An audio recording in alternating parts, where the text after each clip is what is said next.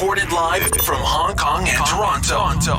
Let's go! This is the PR and Law Podcast. The PR and Law Podcast. Turn it up. With your hosts, Cam McMurchie and Ewan Christie. Welcome to episode 58 of the PR and Law Podcast. I'm your host, Cam McMurchie, along with Ewan Christie. Hello, Cameron. Ewan's an employment lawyer and partner at Duntroon LLP in Toronto, Canada. His firm is online at duntroon.law. I'm in PR in Hong Kong and publisher of the Digital Bits PR and Communications newsletter at digitalbitspr.com. If you enjoy the podcast, please tell a friend, and you can follow us on the socials, LinkedIn, Twitter, Instagram, and Facebook. And you can even subscribe to us on YouTube and SoundCloud if you so prefer. And you can get our newsletter as well, PRLawPodcast.Club. Don't forget to sign up to that. Ewan, good day, sir. Good day, Cameron. How are you? Not bad. You know, Ewan, we've talked about Hong Kong a few times on this podcast, but over the last few days, we saw any hint of democracy die here, Ewan. Again, it's weird being in a city where rights are taken away, but Beijing passed a law unilaterally, and it restricted elections here to the degree that if you want to run for the Legislative Council, you need Beijing's okay to even put your name on the ballot. So, wow. It's over. Wow. Yeah. Okay. Wow. What a cheery note to open the show. Well, yeah. I mean, like, what do you do with that? I mean, where do you go from there? Yeah. We knew this was coming because they did announce it a couple of months ago, exactly what the new elections were going to look like. Before you could put yourself on the ballot with enough signatures, right? Just sort of like any other election in other countries. But, those protests from 2019, I think they, number one, spooked Beijing, that they didn't have control of the city, and number two, enraged Beijing. And you can say now that they have a good hold on what's happening here. That's for sure. They're definitely in charge. What's happening there, Ewan? I assume it's a little more optimistic in Canada. Well, yeah. I think so. We're certainly not dealing with anything quite that severe of that level. And COVID's getting better there too. I heard the numbers are going down.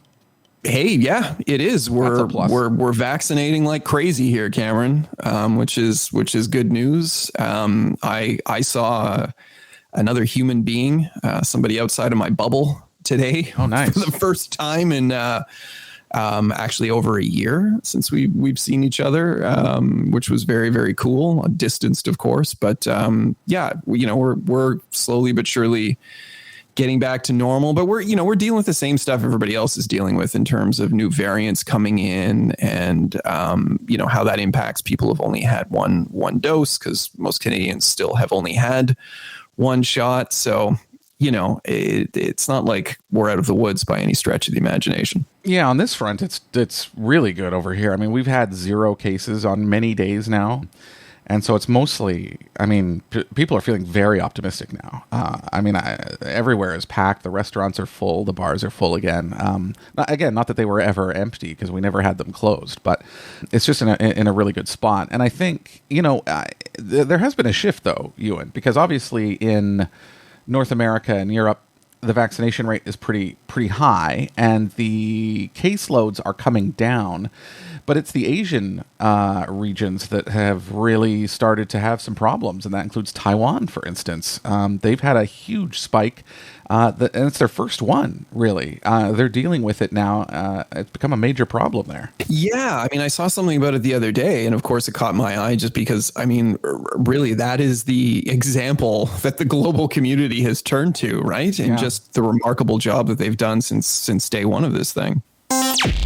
Continue the debate with us on social media. Join us on LinkedIn, Facebook, Twitter, and Instagram at PRLaw Podcast. All one word, PRLAW Podcast. Send us your questions now by email to askus@PRLawPodcast.com. That's all one word, askus@PRLawPodcast.com. Or on social media with the hashtag PRLawPod. That's hashtag PRLAWPOD.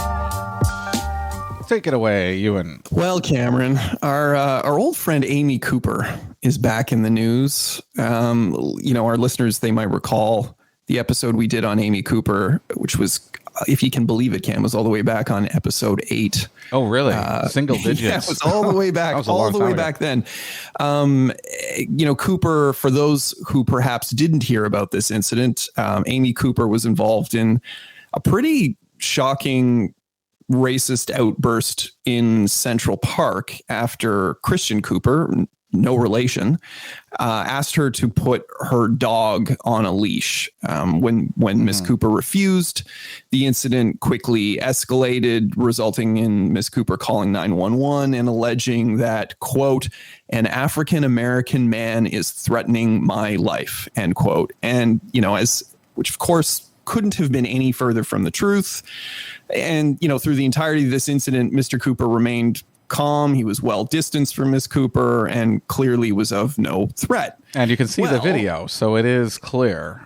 This isn't a he said, she said. Yeah, you can actually see the video. Exactly. The video was quickly posted to Twitter by Mr. Cooper's sister. It went viral, and within hours, Miss Cooper's employer, Franklin Templeton, suspended her employment. And then the following day, Templeton terminated her, and they issued a very brief statement on Twitter. And all it said was, following our internal review of the incident in Central Park yesterday, we have made the decision to terminate the employee involved effective immediately. We do not tolerate racism of any kind at Franklin Templeton, end quote. Right. Well, so, I thought, and we thought that was the end of that. But earlier this week, Cam, Miss Cooper filed a lawsuit in federal court in Manhattan against Franklin Templeton. And she's seeking damages for loss of wages, bonus, unvested funds, emotional stress damages for alleged racial and gender discrimination, defamation and negligence, all in an amount to be determined at trial. So she's claiming racism, basically. She's saying gender and racial discrimination. Is that what you said? That's exactly it. So she's claiming racial and gender discrimination. She's turned this around completely. So under what grounds would she have to claim that? I think people are confused about this a bit. They're confused, Cam, because it's confusing. And it strikes me as kind of ridiculous, right? I mean, as we've talked about on the show, and again, this is, from a place of Ontario law, but I mean, really, in most places in the States as well, you can terminate an employee for any reason or no reason whatsoever. But, right.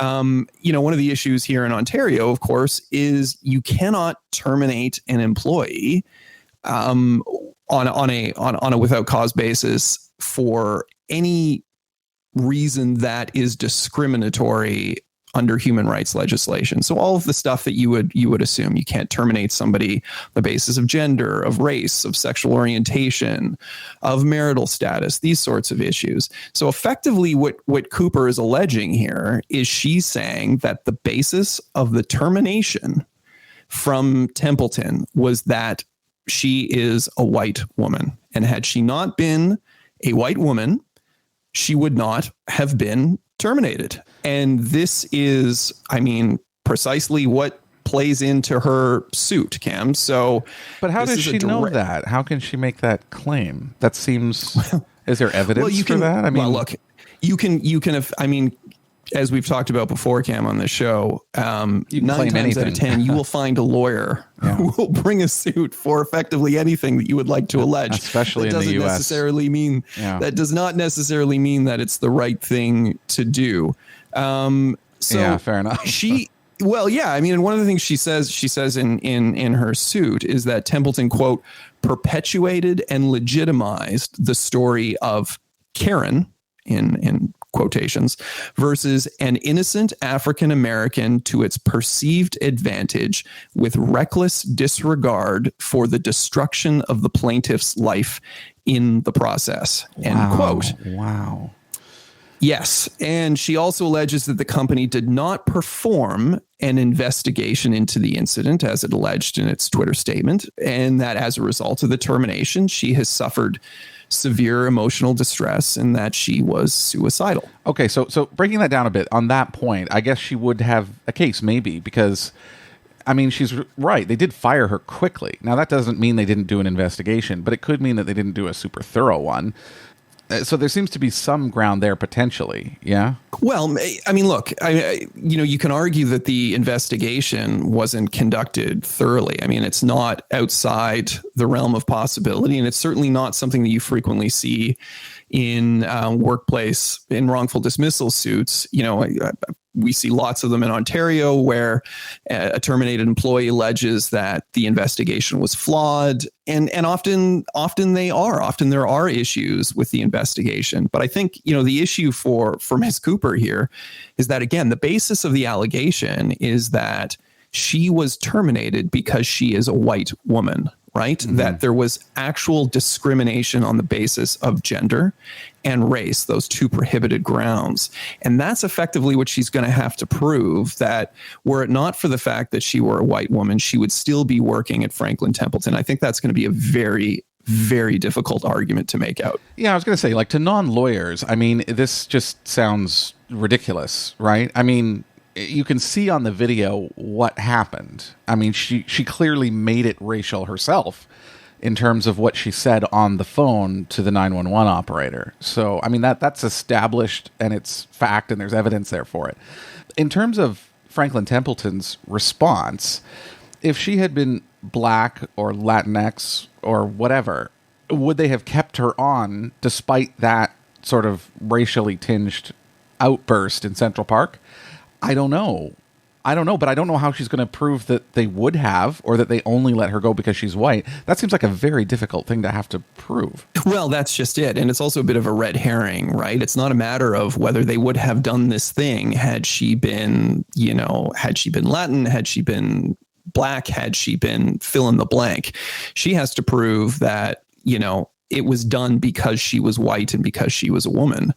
And, Templeton, they've come out swinging on this. They said they stand by their decision. They intend to defend the allegations. And you know what? I suspect they probably will, Cam. I don't think that this is the sort of file, often we'll see matters like this where, you have sort of a high profile piece of litigation like this, where you have a plaintiff who goes to the press and after issuing and serving a claim, and then the defendants effectively do the same thing and trying to make a big stink about it, when ultimately what ends up happening is they get into a room with a mediator, or the lawyers get involved, and they settle out of court.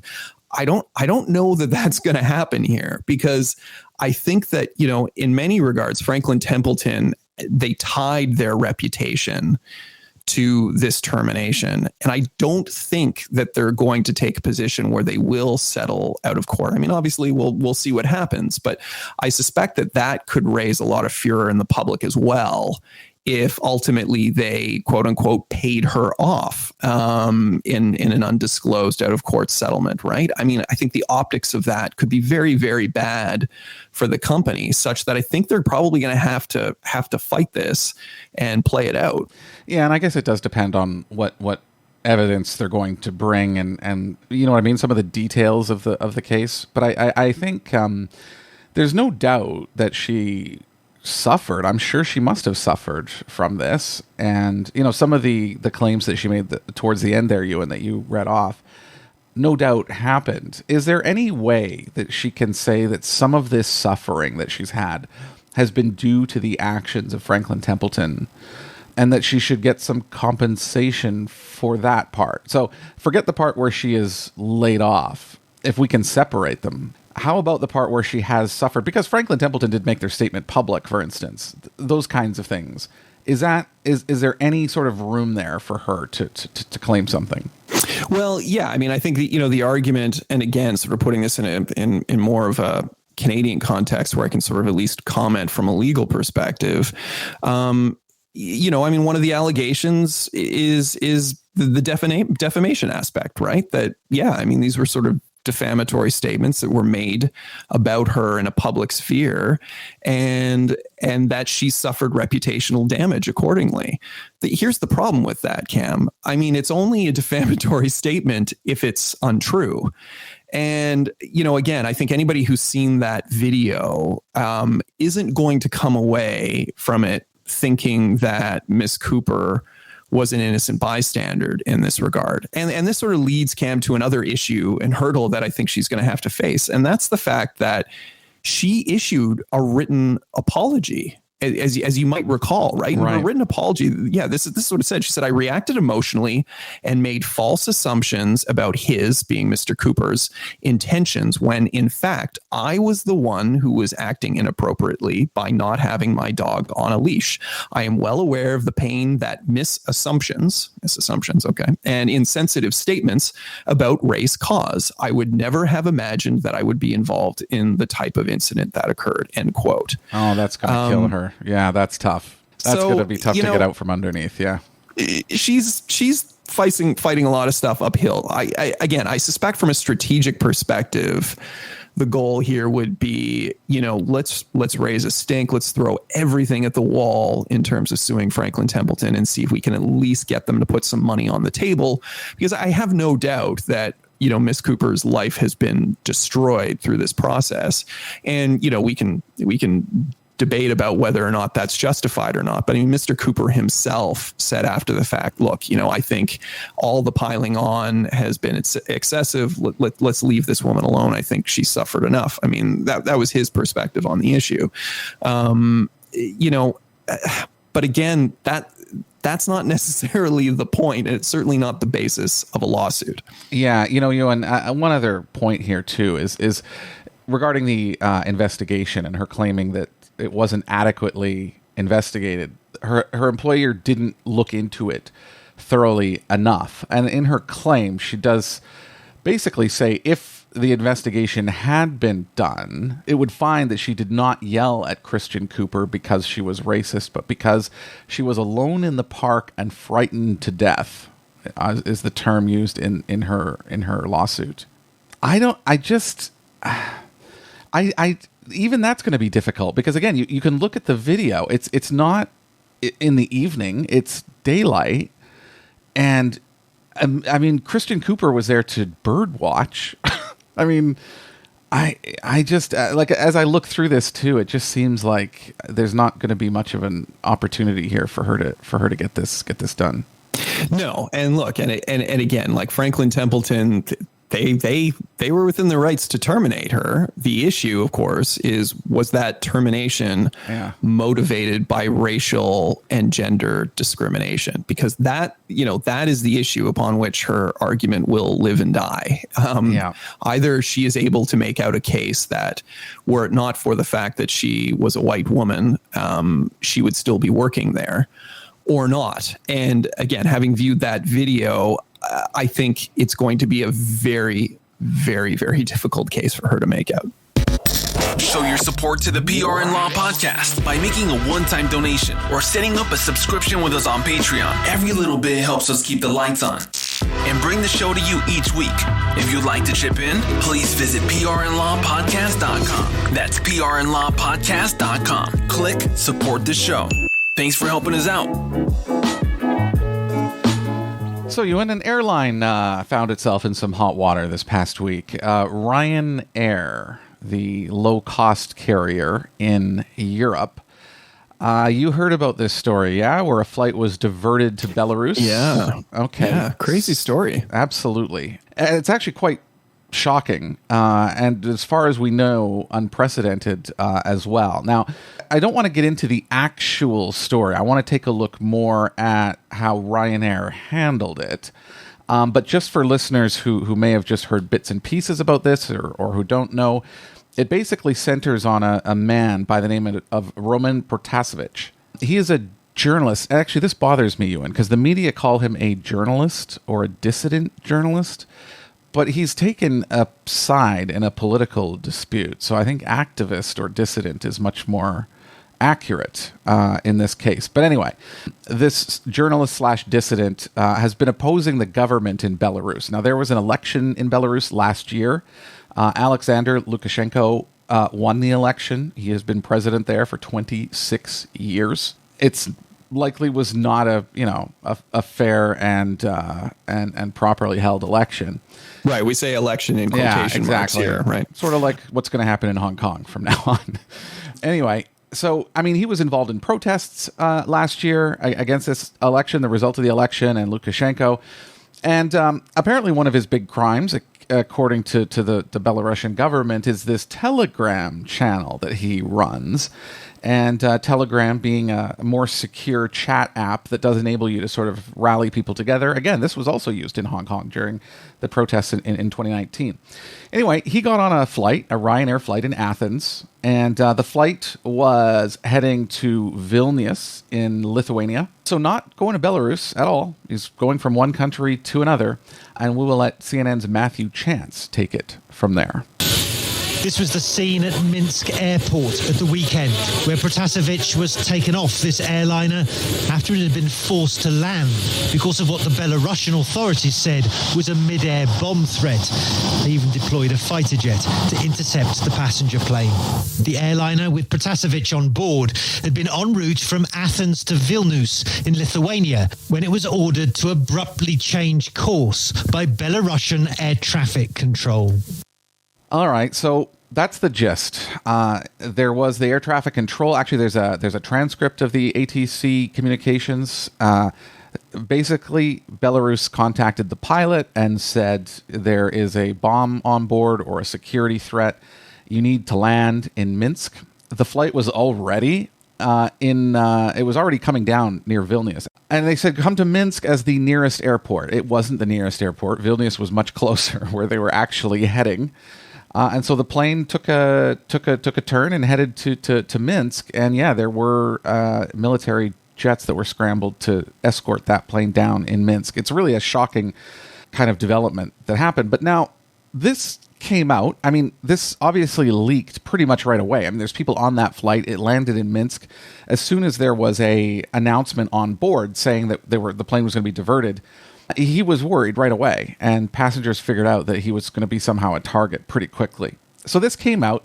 Ryanair obviously is being contacted by media. Like, what is going on with this flight? And there's already reports that he has been detained. Like when that flight came down in Minsk, security officials came on board, took off his girlfriend, and a couple of other people who are believed to be Belarusian Secret Service. Who were on board that flight, because there were apparently 5 or 6 people that did not reboard the aircraft in Minsk. Ewan, have you seen Ryanair's statement on this? I have not. I have not, Cam. I'm kind of scared to hear it, to be honest. Well, I'll read it here now. Quote, "The crew on a Ryanair flight from Athens to Vilnius today were notified by Belarus ATC of a potential security threat on board and were instructed to divert to the nearest airport, Minsk. The aircraft landed safely and passengers were offloaded while security checks were completed by local authorities. Nothing untoward was found, and authorities cleared the aircraft to depart together with passengers and crew after approximately 7 hours on the ground in Minsk. The aircraft departed for Vilnius at 1850 hours UK time and landed safely at 1925 hours. Ryanair has notified the relevant national and European safety and security agencies, and we apologize sincerely to all affected passengers for this regrettable delay, which was outside Ryanair's control." So apparently nothing at all happened. This is shocking, especially when people know what happened. Again, this was already out. And obviously this kind of thing, Ewan, this lights up social media. And I encourage our listeners to do a search for the hashtag Ryanair summaries. Here's one. RMS Titanic left Southampton on April 10th, 1912, and more than 700 passengers arrived safely in New York on April 18th. We apologize sincerely to all affected passengers for this regrettable delay, which was outside of White Star Line's control. That's amazing. That's amazing. November 22, 1963. The president's airplane safely left Dallas this afternoon with passengers. It goes on, and it goes on. and on.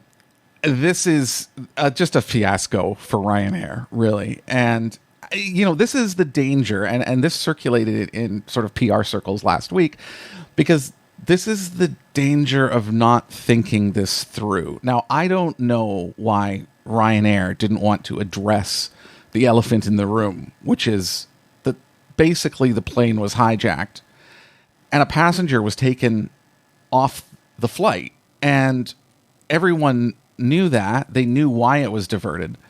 And they knew who was taken off. And yet, just no recognition of that whatsoever. And, it's shocking to me. So there's kind of 2 points here. Like, number one, why didn't they say anything? Because I think this was a mistake. If you're not going to say anything, just don't put out a statement, because this was worse than not saying anything, because you've become mocked now. And I mean, Ewan, there's hundreds of comments like this about Ryanair summaries on different historical events, just missing the main point of what happened. It's out there.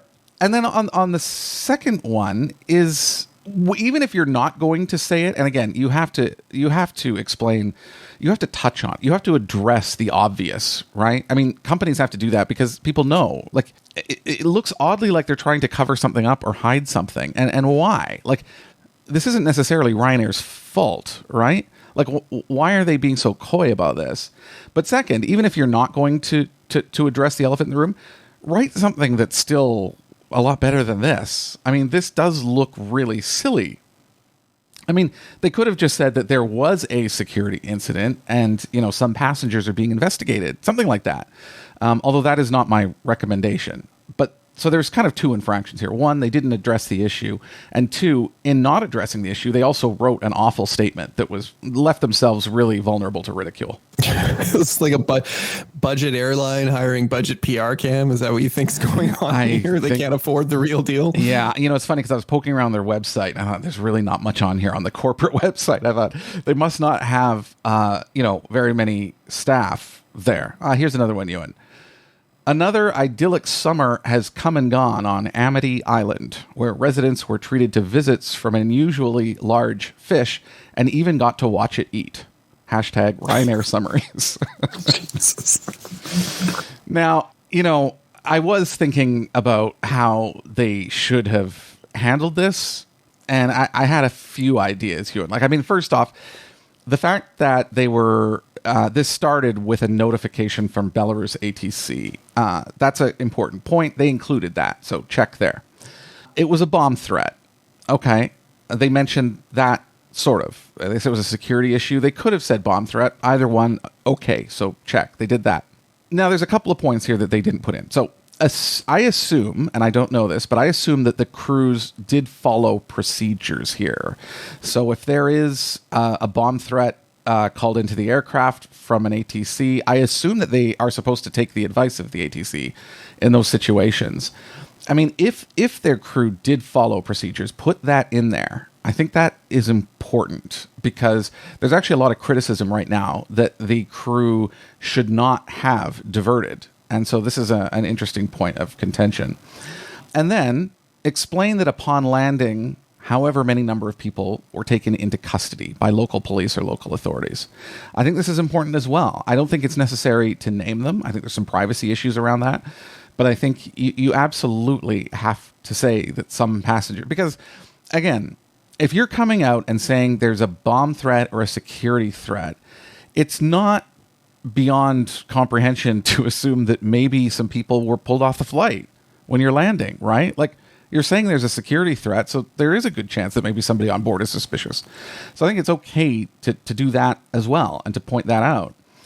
And then they should also explain that Ryanair is investigating what happened. Like, why not say, like, look, this is this is an unprecedented situation, or it's a very serious situation, that's going to look into exactly what happened and figure out, what went wrong or what needs to be changed. And again, no mention of that whatsoever. And then usually when a company is compelled to do something like this or makes a mistake, I mean, the first thing to do is say that you won't do it again, or you're going to suspend something until an investigation is complete. And I think the least they could have done is basically say they're not going to fly over Belarusian airspace until this is resolved. And I mean, many other airlines announced that basically right away, but Ryanair didn't, and it's the one that was brought down. So these are all kind of basics, and I think by not addressing those points, I mean, you're not addressing the elephant in the room. B, you're not standing up for your crew, your employees, which is important, and then C, you're not even saying that something wrong happened. Like you're not holding anybody to account, and you're not acknowledging that this is a problem, and no indication that you're going to change anything because it happened, which is insane to me. So yeah, this was just botched from the beginning to the end. Do you think this was just a simple case of Ryanair thinking, yeah, it's not going to be that big of a story, and they thought they could just sort of just kind of wing it, and it wouldn't become the big thing that it's become? If they thought that, if their comms thought that, they should not be in comms anymore. I mean, this is anything to do with aircraft. I mean, there are enough. First of all, there's a million sort of aviation folks around the world who love airplanes and who follow, the flight radar service and all. Like they look at flights all day long. And also, air traffic control is public for the most part. I mean, people listen into it. Other flights in the vicinity of this one may have also picked up some chatter. Like there's no way to keep this kind of thing private. Although, the disappearance of that Malaysian Airlines flight shows there are some things that can be kept private, I guess. But I mean, this is a major international incident. It's not a small thing, and it was illegal. Obviously, I mean, this is a huge precedent being set. And yeah, if you might be right, Ewan, maybe somebody there thought this wasn't a big deal, but that person should not be employed in this profession if that's the case. Have they made any attempt, or do you think they'll make any attempt to sort of revisit the statement or acknowledge the error? So the statement is still on their Twitter account, but what I have seen is their CEO has come out and spoken quite a bit since. And so, I mean, I think this one, even though it's a bad statement, it's also silly, if I can use that word. I mean, that's why there's so much mocking of it online. And again, I do encourage you to go have a look at Ryanair summaries, the hashtag Ryanair summaries, because there's some good examples there. So this hasn't been, withdrawn or corrected, but, the CEO has done quite a bit of press since, and he has addressed this, and he has talked about how this is a huge problem, and they are looking into it. So they did have somebody come out and speak, which is good. It's just the initial reaction was not. Wait a minute. Check this out. Whoa, hey, check this out. No, wait. Oh, check it out. I want you to check this out. On the PR and Law Podcast. All right, Ewan, what have you got? Well, Cam, I'm going to use my Check This Out segment to talk about and revisit a story we touched on a few weeks ago. Do you remember Will Amos, the Liberal MP of Parliament? This story went international. He was the guy who found himself in some hot water during a House of Commons Zoom call. So while our Prime Minister Justin Trudeau was taking questions from Amos, who was at his office at the time, he proceeded to take off all of his clothes and get changed, not realizing the camera was on his laptop. Right, he hopped in the shower, right? And he was walking around and then dressing himself. Well, no, he said he'd gone for a run and he came back and he was quickly getting changed out of his running clothes into a suit for the Zoom call, and didn't realize the camera was on. Anyway, he issued a statement, mea culpa, and people were generally pretty good about it. Mm-hmm. Well, Cam, fast forward a month, and it looks like he's at it again. This time, Amos was caught urinating on camera again during a virtual parliamentary session over Zoom. What is wrong with this guy? I don't know, but I wanted to read you his statement because it's sort of confusing, and I thought you would find this fascinating doing what you do, Cam. So let's listen to this. Sure. Last night, while attending House of Commons proceedings virtually in a non-public setting, I urinated without realizing I was on camera. Jeez. I am deeply embarrassed by my actions and the distress that may have caused anybody, or they may have caused anybody who witnessed them. While accidental and not visible to the public, this was completely unacceptable, and I apologize unreservedly. I will be stepping aside temporarily from my role as parliamentary secretary and from my committee duties so that I can seek assistance, end quote. Oh man, there's a lot there to unpack. What I mean, yeah. What are your thoughts on that? Well, so first off, this is unacceptable. I understand if it happens once. I actually think he should be removed, actually, for this, because this is it's a dumb mistake again, right? Like, I know some people may be affected by it, but it's not a huge crime or anything. What he did, it was a stupid mistake, but he's now done it twice, and it's just you're an elected representative, right? I mean, if it just speaks volumes about him that he's done this twice now. Like, obviously the first time wasn't traumatizing enough for him, and I agree that he shouldn't be there. I but the statement itself, I don't. Is he seeking help? I mean, it's just so odd. I don't know. I feel like we've kind of lost the plot with all of this stuff too. Like, these are overly engineered statements that I'm not even sure what they mean at this point. Well, yeah, I mean, he says, of course, that it was an accident, right? He didn't mean to do it, and he didn't mean to do it the last time, but he's taking a step back so that he can seek assistance, quote unquote, seek assistance. I mean, what, is he going to sit down with somebody for a Zoom tutorial? Because, I mean, clearly he hasn't figured out how to turn off his camera when he needs to turn it off. Right. But clearly, I don't think that that's what he's getting at. I don't think so either, because if it was that, he wouldn't need to step aside. He can just call his assistant. See how to do Zoom properly. Well, that's just it. And that's what's so bizarre. If you're saying that this was an accident, it wasn't deliberate, and it was an accident the first time, and it wasn't deliberate, what are you seeking assistance for? What is the purpose of the assistance that you require? Yeah. Anyway. I know. That's just so weird. I give people, and we've talked about this before, when it comes to technology, especially with older folks, like, I give them a long sort of rope, right? Because this, like, people do get confused by technology. This happens. Like, I know that this happens and it's a mistake, and I do have some patience for that. I don't when it's twice and you're in that position, though. Like, when you're a member of parliament and you go through one awful, humiliating mistake, but then you do it a second time, that's where my patience is gone, because clearly you didn't learn a thing. And even the humiliation of the first time didn't affect you. So, yeah. I don't know. I hope he steps aside for longer, actually. Yeah, well, to seek his assistance. Keep my eye on this this story as well, Cam. If there are any further developments, I'll be sure to let our listeners know. Yeah, please do. So I've got two. One of them I just have to mention, Ewan. The Friends reunion is out there, and you're aware of it, yeah? Oh yeah. Have you seen it yet? No, I didn't. I wasn't into it either. I'm gonna have to out myself on this, Cam. I didn't watch Friends the first time round. I didn't either. It's I know it's this. Actually, I never watched Seinfeld either. I'm really outing myself now, but I never watched. Okay, well then be fighting words, because I love Seinfeld. So well, yeah. I mean, I've watched a ton of Curb Your Enthusiasm. I think I would have watched Seinfeld now if it was on now, but back then, for whatever reason, I didn't. And Friends, I was never into either. I just thought it was sort of a silly sitcom. But anyway.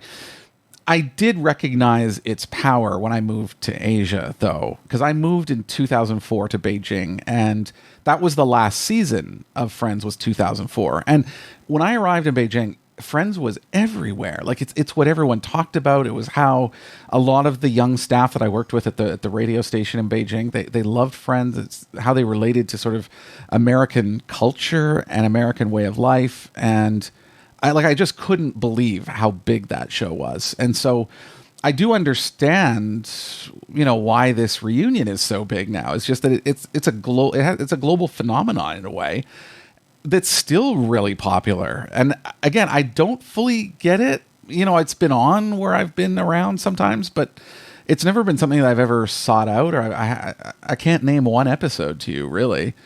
But anyway, I did watch the reunion, and or most of it. I haven't finished it yet. But I will say this, Ewan. The value in it to me is not the show itself. It's the passage of time.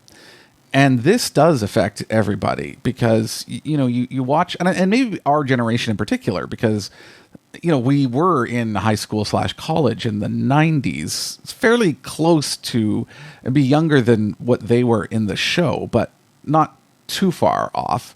And obviously in the show, they're young, they're good looking, they're funny, they're living this great life.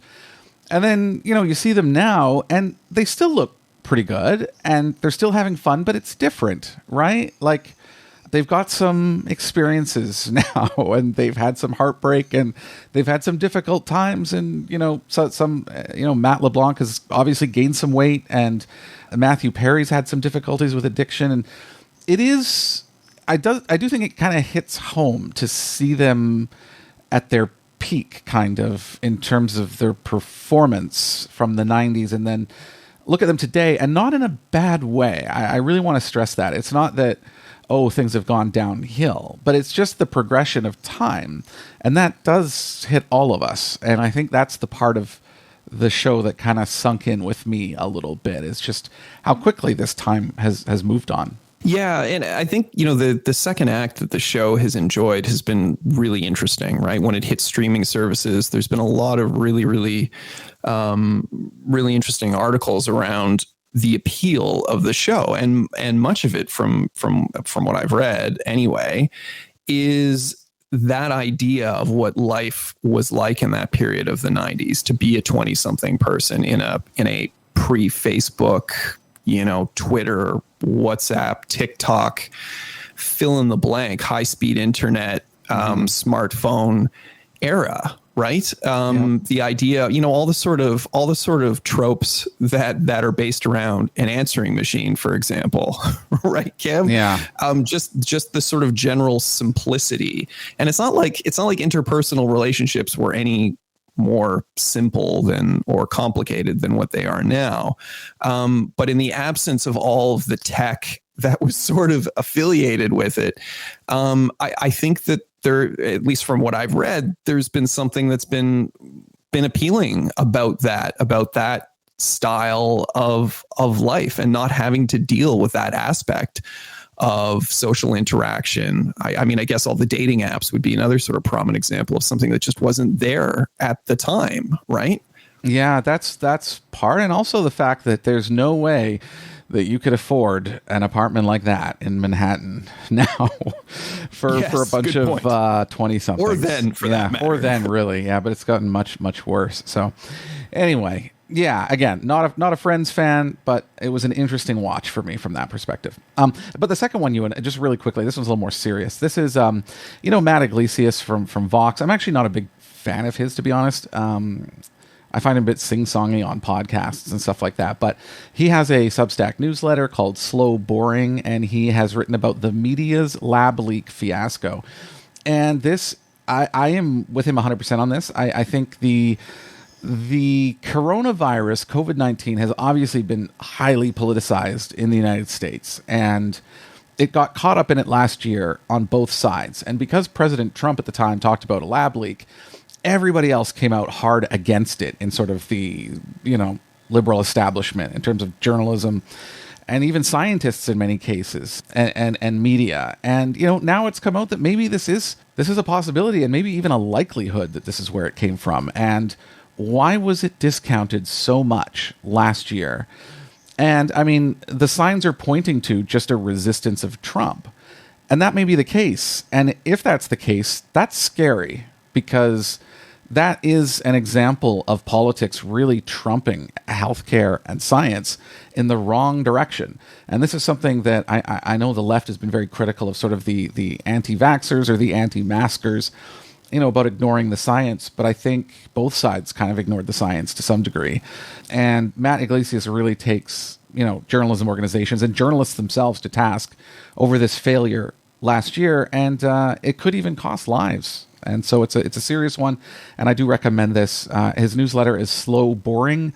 It's on Substack, and I'll put a link to the article and his Substack in the links. Yeah, the show notes. All right, sounds good. Yeah. Any messages, Ewan? Any parting messages as we sign off?